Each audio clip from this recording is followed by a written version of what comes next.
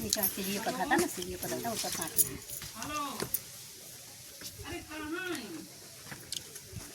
अरे जल्दी से चाय बना के खाना बना के जो कहीं पता ना चला। आउ तो कर दिया है जल्दी आई, जल्दी करें, बहुत जल्दी काम था।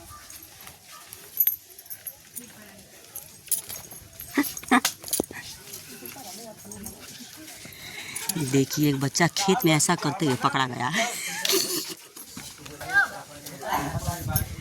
तो दोस्तों देख सकते हैं यहाँ पे बन रहा है रील और आज है मंगरू बाबा का शूटिंग। तो हम लोग आज यहाँ पे आए हैं, तो आप लोग इससे हमारे ब्लॉग में बने रहिए। और यहाँ का देखिए पेड़ पौधा बहुत ही अच्छा लग रहा है। और ये है दीदी, इनके घर पर ही हम लोग अक्सर आते हैं।